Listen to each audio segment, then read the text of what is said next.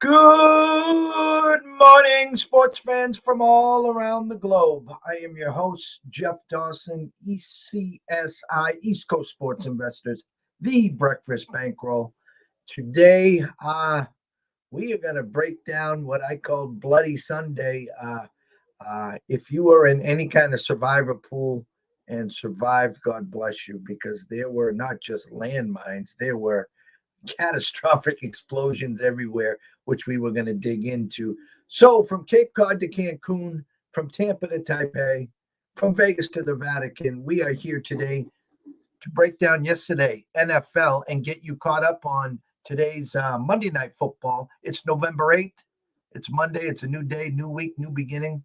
And my co-host from the Palm Tree State himself, the one and only Mr. Scott E. Webb. Scotty, my brother, what is happening? Morning, Jeff. How are you today? I woke up, the feet hit the ground. I survived. Well, I can honestly tell you, I didn't survive my survivor pool, which was down to 5 people. And shame on me, because I had the Dolphins in all week. And then the line started shifting. I knew Taylor coming in.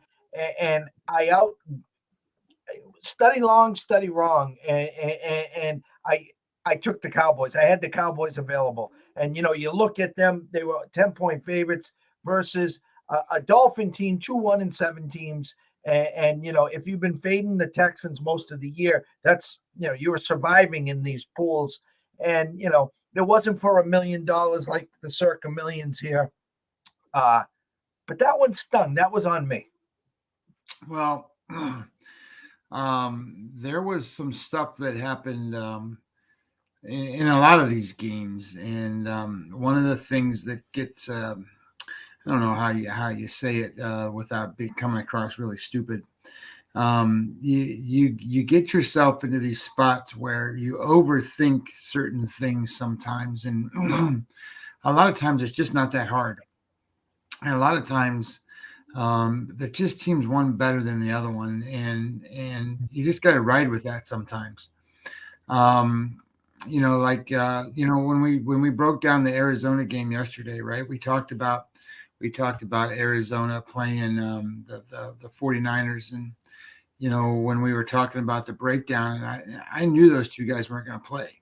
I knew the quarterback wasn't going to play, and I knew their best wide receiver wasn't going to play. I didn't care. I didn't care. And the reason I didn't care was because they're a better football team. And when you're going to try to score points against the team, and that one team's got a really good defense and the other team's struggling on offense, that just puts the onus on the underdog right away. And then when you start to break it down and you start to look at it and you go, well, holy shit, what do the 49ers have? Who are they? And then you start going, well, they're one of the most disappointing teams in the NFL this season. I mean, they're supposed to be rock stars, and they're just not. So what's that famous phrase? You are what you are, or you are what your record says you are, or whatever it is. That's what the San Francisco 49ers are. They are what their record says. So that kind of carries into tonight's game. I mean, what do you do tonight, right? I mean, the Chicago Bears are they're pathetic. They're as bad as the other teams, sort of. And then Pittsburgh is not very good either, and they're 7-point favorites tonight. Holy shit. So, you just sit here and you got to kind of figure out, well, how much analysis do I really need? And where do we go from here? And, I'll be honest, I didn't think Denver was going to score 30 points and beat Dallas. I didn't think Buffalo was going to score 6 points and lose to Jacksonville. What the hell's going on in the goddamn football world yesterday, for God's sakes? I put it up here. Favorites 3-9, overs 5-7. Big dogs at cash. Denver plus 700. Jacksonville plus 1,300. Giants plus 135. Falcons plus 230. Arizona plus 160. And the nightcap, Titans plus 240. And a couple of those numbers, again, depending upon how square your books are, you might have got Denver at plus 500. You might have got Jacksonville at plus 1,000. But those two games, especially, there aren't many people that were out there saying that Denver was going to win the game outright. Never mind Jacksonville win the game outright. And you brought up a great point with the Arizona game. I have a house full every Sunday that come to the house. And, in our fantasy world, we were a big Murray and Hopkins team on a couple of our teams that are doing real well. And we, as the coach here, I was already preparing all week to have no Murray and no Hopkins. And so what I did is I picked up Colt McCoy to cover Murray just in case he did play. If he didn't, I just did the switch. McCoy looked like a goddamn surgeon out there. He was happier than a pig in doodle to be playing. He's like, damn, all right. And you know what? James Conner, eased the process in. When they started running well, then you start to dink and dunk, and then all of a sudden the floodgates opened up. I thought Atlanta was in a great spot against the Saints. I really did. And they almost gave that game away, but they came back and won the game. And in our action parlay, we were on the Vikings to win that game outright. And again, a team that was up 14, give up a late touchdown before the half, but get the kickoff return to start it. But again, another overtime loss, and that's what Minnesota's been doing all year. Close games, can't win the big one. And a lot of these teams, that's just what their DNA is. And I'll close with this, Scott. Titans plus 240, no Henry, no chance. Okay, this damn Titan team just doesn't quit.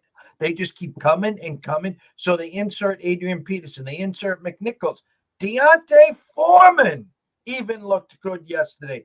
And Bradford, oh my God. Stafford being Stafford, back-to-back picks. He pulled the Wentz on the goal line. And again, where is the NFL? Who is the true elite?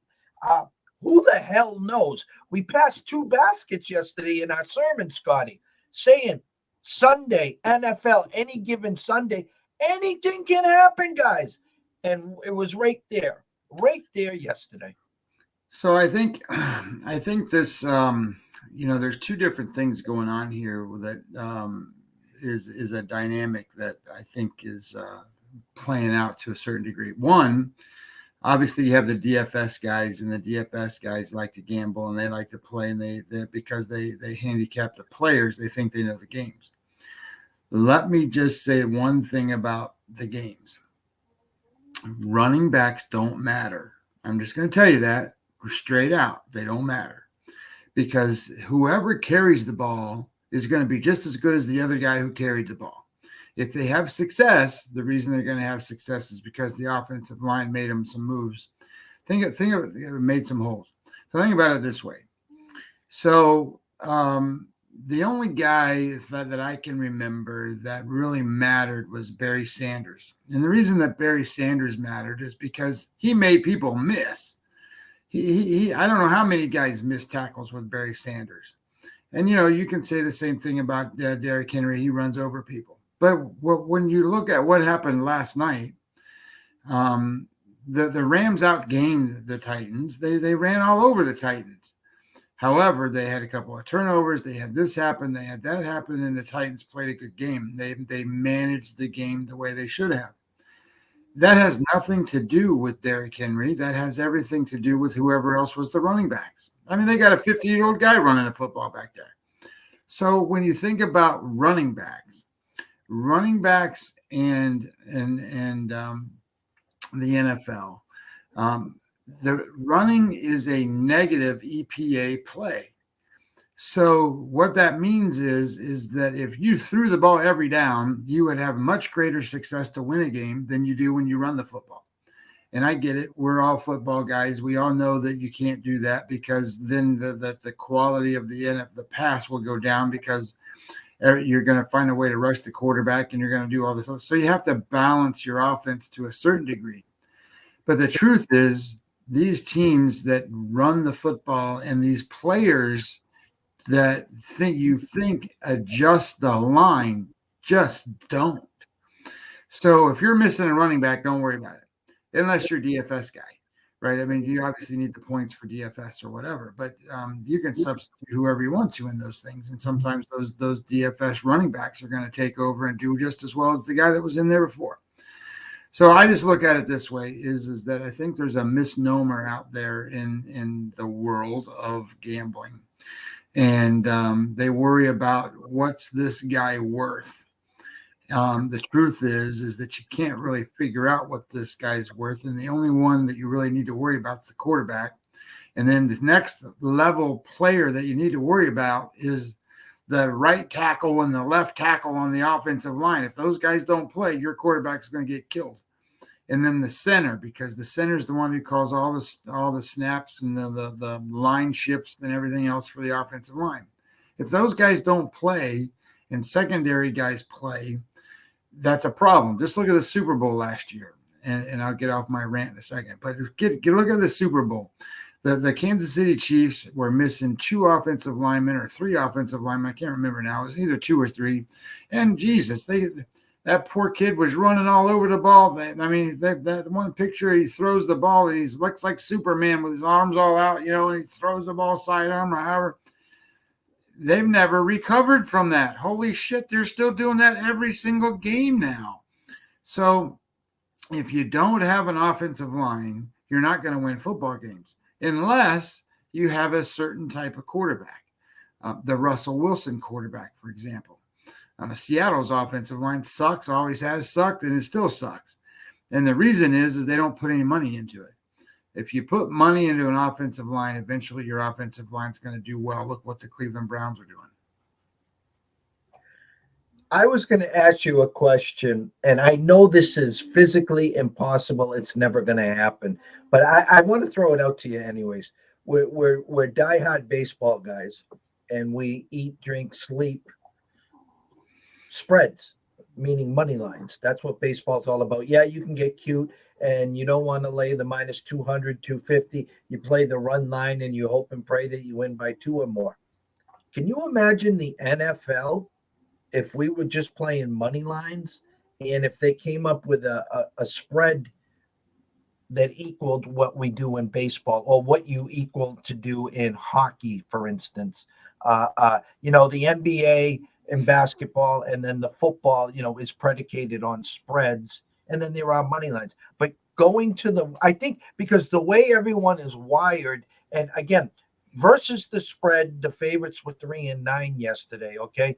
But my point is, look at some of these numbers that came in. There's no one going to the window playing Denver plus 700, Jacksonville plus 1,300, but you could have played the Giants. You could have played the Falcons. You could have played Arizona. You could have played the Titans.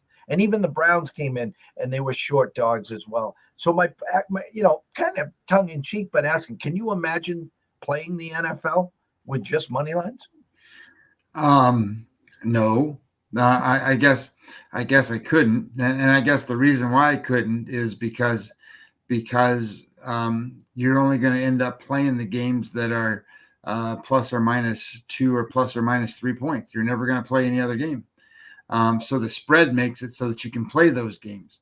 So you just got to figure out whether one team's going to cover or whether they're not, because in baseball, we teach you don't play anything over 150 or 155. Don't do that. Don't play anything on the other side of that, really. If you're playing the underdog part of it, don't do that either. You want to play in that middle, that whole middle, and usually it's wide open. And then if you can't find something, that's when we teach them to dig deeper, right? We talked about first 5 innings and all the other stuff, and covering the half a run in the first 5 innings, or team totals, or whatever it is.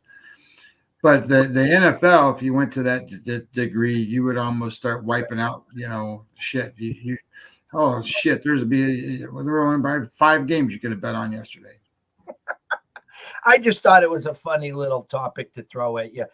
You talked about Chicago, Pittsburgh tonight, 8:15 start, rotation number 475, 476 from our friends at WagerTalk.com. If you haven't traveled over there, WagerTalk.com. Free odds, and it's one-stop shop, and they do a hell of a job here. They're showing right now an opening number of 5. Currently at the Circa is -7, -115. An opening number of 40 and a hook on the total, now down to 39.5. 51% of the tickets, 53% of the money is coming in on the Bears, yet the line has moved 2 points from 5 to 7.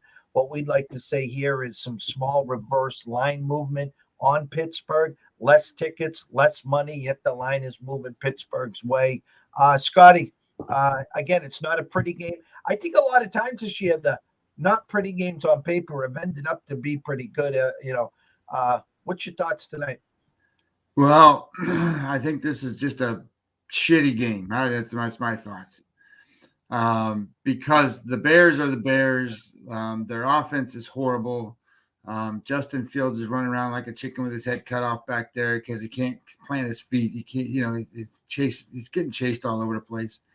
I don't know if that's ruining him or not. I don't know if he's going to turn around and be a good quality NFL quarterback at some time. Obviously, experience helps, but it can't help when you're just running around like that back there trying to survive. So not sure what that's all about. But I can tell you this.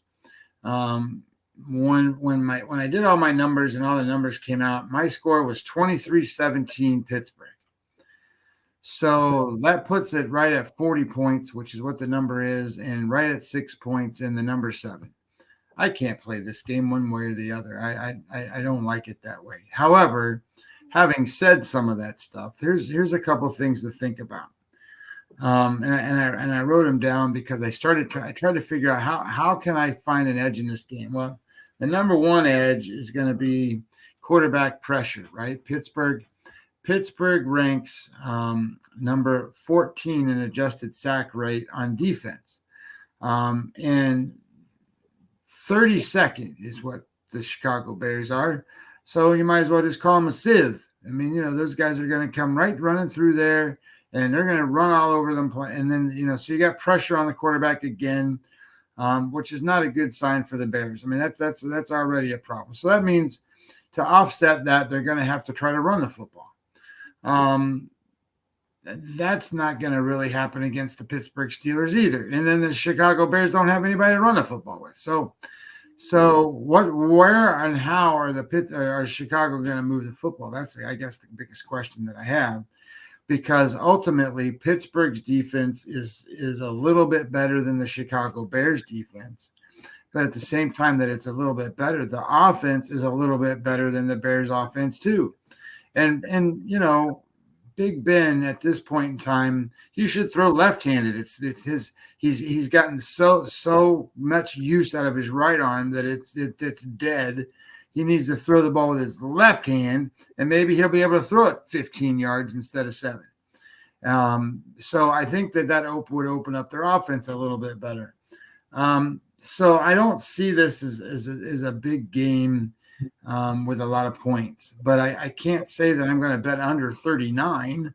And I can't say that I'm going to bet over that either. My numbers tell me it's 23-17. So then I started thinking about how do they get there? So here's an interesting number that I think that you might like. I did something based on drive success, right? So how many times Pittsburgh has the ball on offense? What's their drive success look like? Well, they rank 24th in football on offense. And of course, the Bears are worse than that. They rank 27th, but the percentages are pretty similar. 1,693, 1,687. So that's not that far apart. So let's just say the offenses are fairly equal on drive success. So then the difference is going to be on defense. We said that the Pittsburgh Steelers defense was a little bit better, but in this area, they're a lot better. In fact, there's not very many teams better than Pittsburgh on drive success on defense. They rank number 2 in football. And then when I started to look at it, they've played the second toughest schedule in football. So when you start to break this down, they've got a really, really good defense that I don't think they're getting credit for. And they're going to be playing a really, really bad offense. So I think if I was going to play this game, and trust me, I'm not playing it one way or the other, but this is where I think the edge is. I think the edge is that I don't know if Chicago can score 14 points tonight. I don't know if they can score 13 points tonight, which then means all you need to do is get to 20 for Pittsburgh. And I think that they can probably do that. Pittsburgh. Let me pull this up for 1 second because I thought it was interesting. Pittsburgh played in so Pittsburgh has played Buffalo, the Raiders, the Bengals, the Packers, the Broncos, the Seahawks, and the Browns. That's some pretty tough shit. And they lost to the Raiders, they lost to the Bengals, they lost to the Packers, but they beat Buffalo. They beat the Broncos, who just beat the Cowboys. They beat Seattle, and then they went and beat Cleveland, who just beat Seattle. So now they play Chicago, and then they get Detroit next week. So I don't think they're going to necessarily be looking ahead to next week. I don't think any of that's going to happen. But when I started to look at it, they just beat Denver, Seattle, and Cleveland. Now they play Chicago. And what I'm seeing on the thing is everybody and their brother wants to take the Bears. I don't see any reason to take the Bears. I don't see one. So if you want to take the Bears, you're getting your touchdown, but this is a game in Pittsburgh. The Pittsburgh can rush the quarterback. Pittsburgh has a better defense, and there is no such thing as offense for the Bears. I just broke down to the team totals, and it's funny because on Thursday our VIPs got sniped.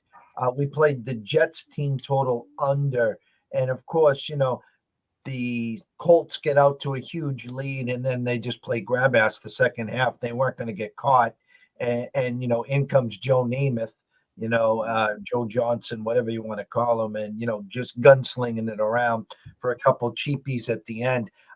So you look at these numbers here, and based upon the total is right around that 39 spot. Your team totals on Pittsburgh 23.5 under 115. Chicago 16.5 under 117. There's your 23-16. For Pittsburgh, again, a lot easier cover. Do they get to 24? Do they get to 27? If you're a Chicago backer, do they get to 17? Do they get to 20? Or do they get to 21? It's an ugly game. It is an absolutely ugly game. I think people see the Bears, they see the points, and they flock to them. I know Seattle came in +5 after Russell was scratched, and they were able to backdoor that cover after losing the first half 14-0. I don't see a lot of value in this game at all. I mean, it's Monday. It's a new week. For our VIP guys, they graded out +1 unit, another week of profit, 3 weeks in a row.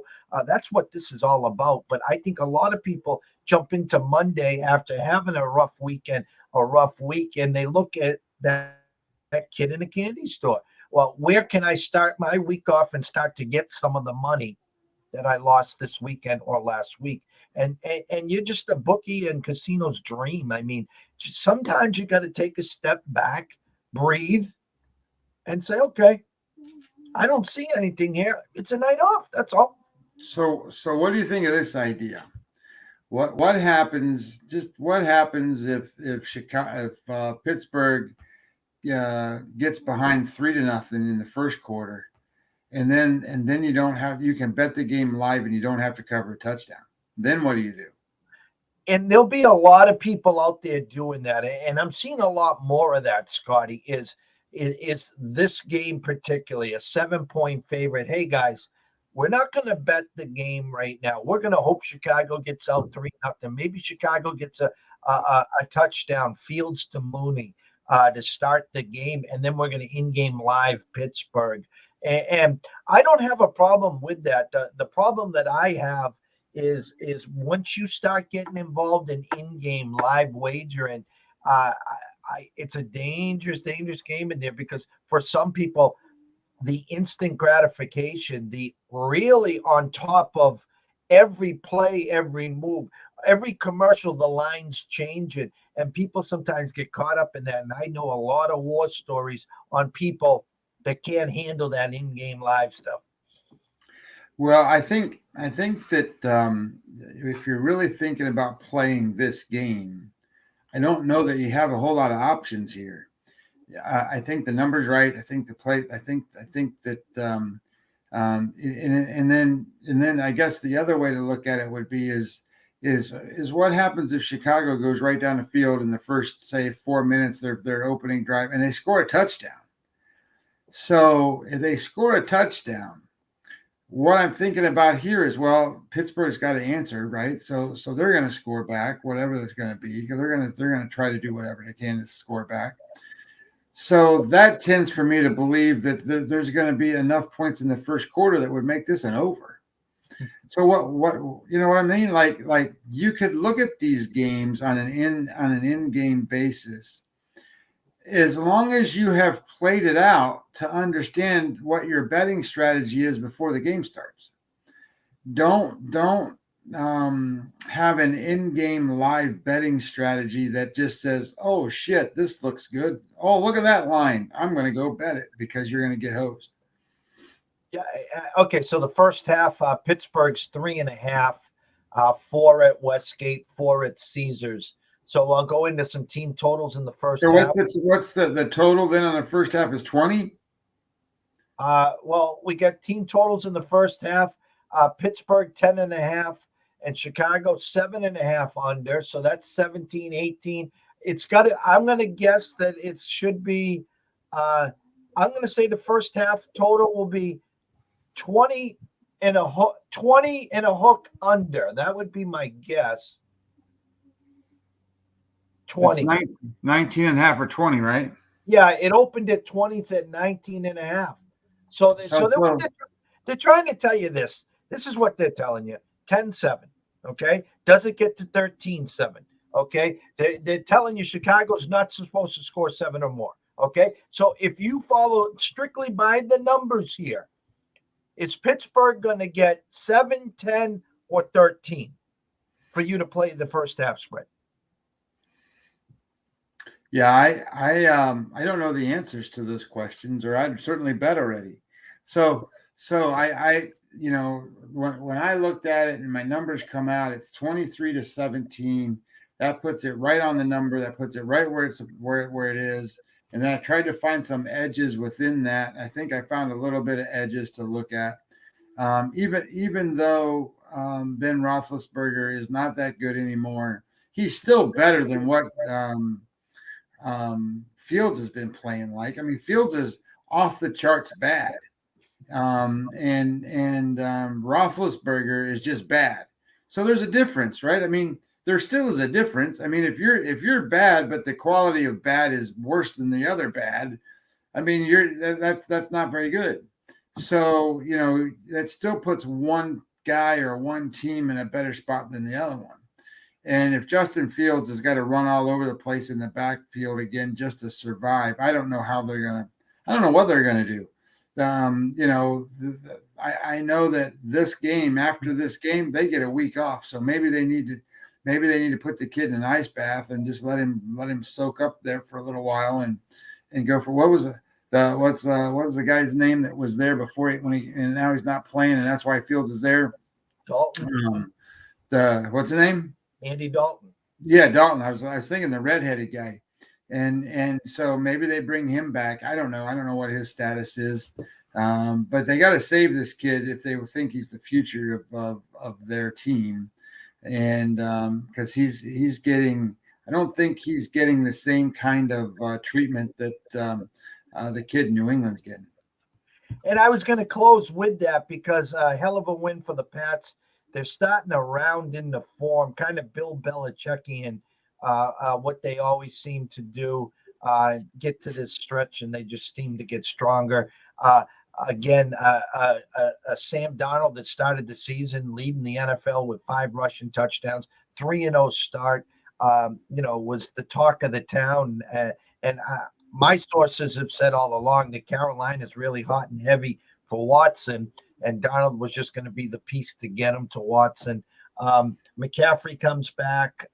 Just when you look at the NFL draft for those quarterbacks, I mean, we all know Lawrence is going to be good. I'm not taking anything away from Lawrence, but you go from Lawrence on, Trey Lance not even on the field, Zach Wilson holding a clipboard, Justin Fields, nothing. And then you look at Mac Jones, who again, week to week is just getting better, better, and better. And it's sometimes the landing spot for these guys.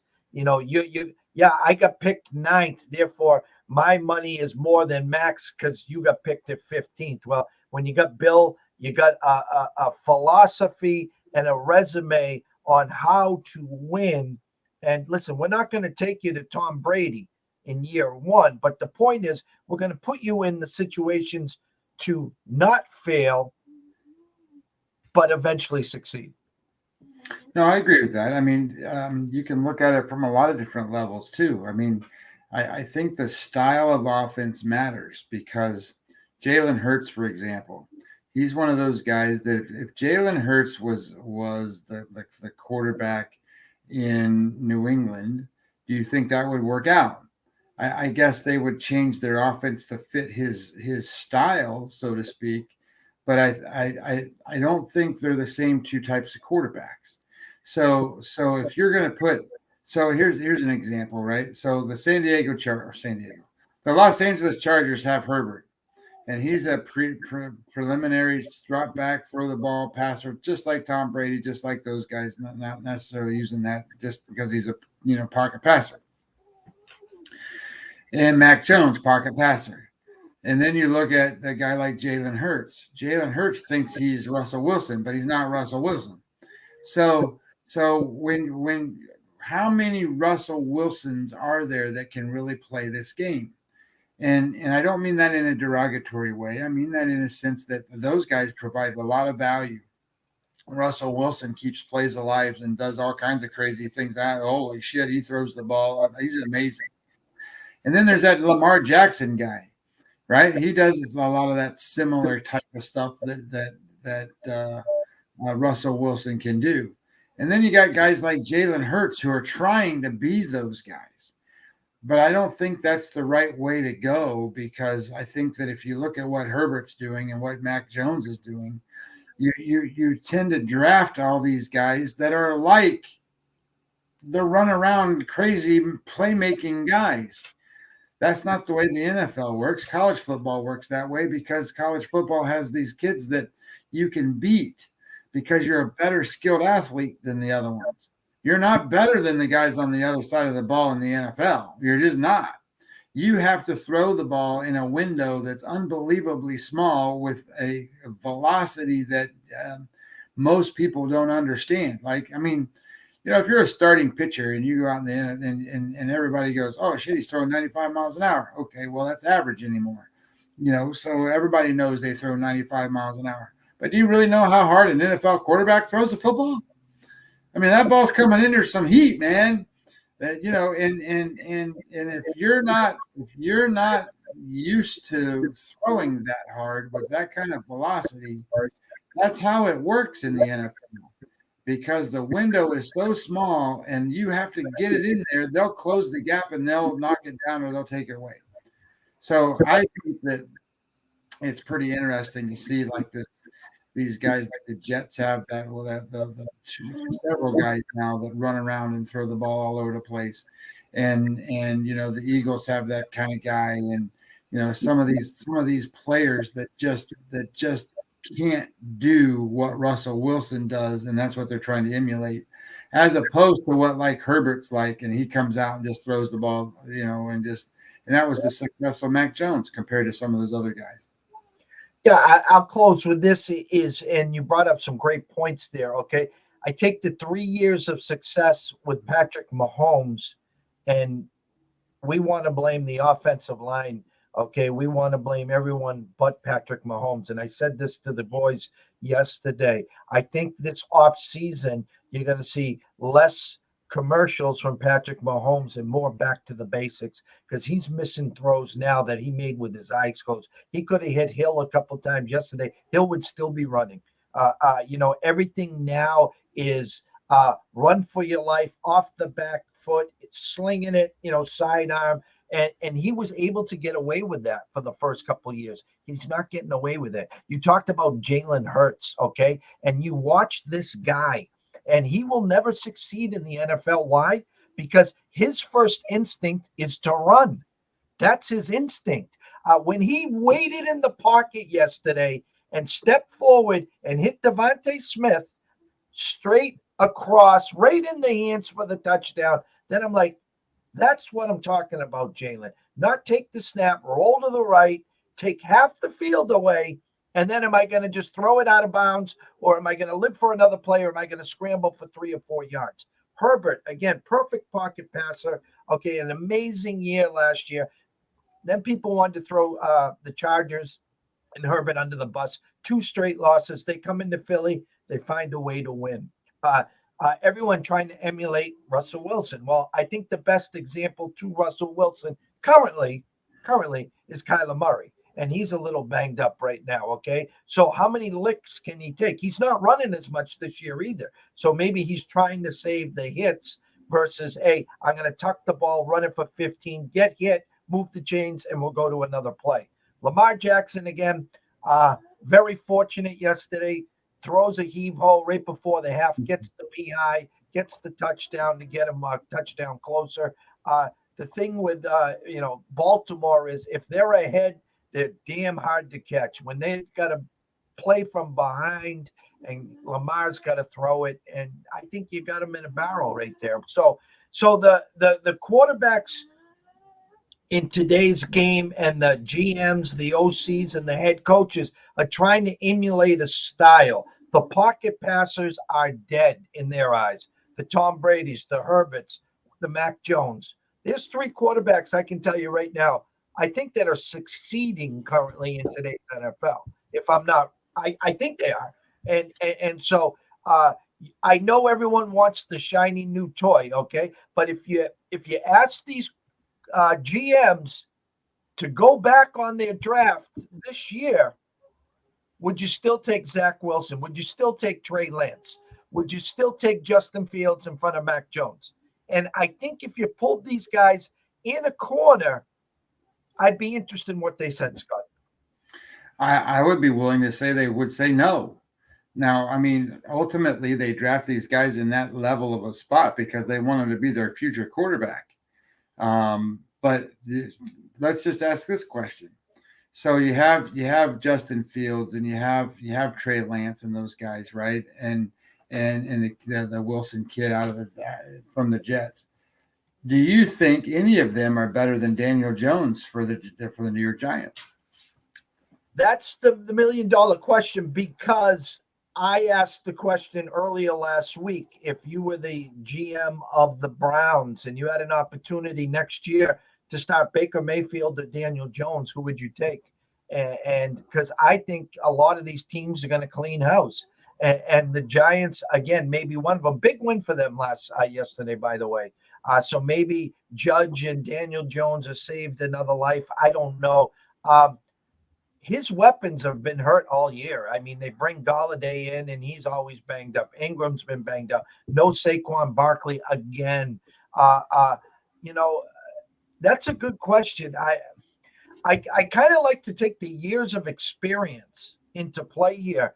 I don't think Daniel Jones is as bad as his record, okay? But you talked about Justin Fields and Zach Wilson and saving these guys. Justin Fields needs to grab a clipboard. Zach Wilson, we're all set for the rest of the year. We're not going anywhere. I think, personally, Shanahan on the 49ers pulls the plug on Jimmy and says, all right, let's see what we got with Trey Lance the rest of the year. So I go back to Kansas City when they drafted Mahomes. They handed him a clipboard. They said, Alex Smith is your mentor. He is quarterback in this whole year. You take notes. You ask him questions. It's your job the following year. And I don't think enough teams are doing this. Not at all. They're not developing them, right? But that's because some of these guys have had some very good success coming right out and being able to play. And you don't want your team to be worse because you got a better quarterback sitting on the bench. And the truth of the matter is, of all positions in the field, that's the number one position. That is the position in the NFL the way it works today. So you at least got to see what they can do, and then you got to go and say, okay, well, you can't do it yet, son. So let's sit you down and let's get you some developing and get you going from that perspective. So I guess the only reason I asked the question about Daniel Jones is because I think most people think of him as a poor quarterback. And in my mind, he's better than all those other guys we just talked about. And if you were those GMs and you want to make a quarterback, go get one. I mean, you can go get a quarterback like Daniel Jones. It's not going to cost you everything in the world to get him. As opposed to like, an Aaron Rodgers or somebody like that you would want to try to trade for, or whatever the scenario is, because I think he's undervalued. But I don't think he's the greatest guy in the world. I just think he's in a bad spot on a bad team. So you put him in a better spot and put him on a better team. That doesn't mean you go, like if you were going to go from the Giants to the Detroit Lions or something, that isn't going to help. But if he was going to go from the Giants to the Cleveland Browns, that makes a big difference. Yeah, and I thought that was an interesting point because I can't see Cleveland opening the bank there for Baker next year. He's not going to get $35-40 million that he probably thinks that he deserves. Actually, I think one of the game of the weeks is this week. The Browns travel to New England, and the winner of that game gets to 6-4. And that's, I liked Cleveland this past weekend because I could feel the sense of urgency. They were 4-4. They got the OBJ distraction away from them. They boxed away in Cincinnati, and a bad spot for Cincinnati. Oh, again, a week before the bye, Joe Burrow forcing it to Jamar Chase. And, again, he's thrown too many picks the last 4 weeks now. A week now is going to do them good, but it'll be interesting to see what happens in Foxborough. Patriots opened up 2.5-point favorites. So what the hell's going on with the Monday night game next week, Jeff? So we just watched the San Francisco team play Arizona. Arizona did not have Kyler Murray. Arizona did not have their best wide receiver, and Arizona throttled them. Now they're playing one of the best teams in football in the Rams. And I get it. The Rams didn't have a good game yesterday, but they still played better than what you think they did. And they're only -3 or -4. I don't get it. Divisional game. And I'm going to tell you this. If you go back on the notes, San Fran hasn't won a home game in like 18 months. And there's something about – I don't think they've won a home game since they got the new stadium. Yeah, they haven't. And these fans have had enough. It opened at 3. It's at 4. It's 4.5 right now at DraftKings. It will be interesting for sure. Like I said, the season's over for the Niners. I think at this point, I'd like to see what the Trey Lance has. Now, whether he's still banged up or whatever, the Jimmy G experiment is done. They got Kittle back, which helped yesterday. Ayuk made a costly fumble, but he got a touchdown. They got one of the best wide receivers in the game this year with Debo. Their defense was just shredded again. And now you're going to get an angry Rams team coming into town, coming off that loss. And they got a full, 7-8 days to think about it. So I think the line opened at 3 for a reason. I think the public will push that till probably about 5.5 at kickoff. And trust me, it won't shock me to see the 49ers cover this game because why? They're a home dog. They're not favored. Every time they're favorites at home, you can just not bookmark that they won't cover. They can't even fucking win the game. Excuse my friend. They can't win. They can't win. I know.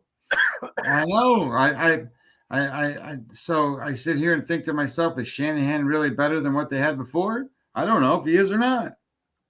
Yeah, that'll be the talk this week of when's Shanahan going to start getting some heat?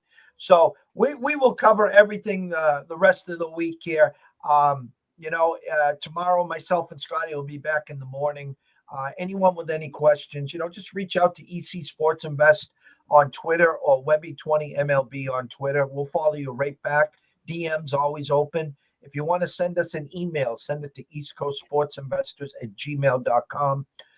Follow us on all the social media platforms. Head on over to YouTube at East Coast Sports Investors. And the same as Twitch. Follow us, subscribe, hit the like button, do whatever you can. Now, we're here to educate, not entertain, though we do throw a few smiles on your faces. So tonight, again, take it easy. It's a new day, new week, new beginning.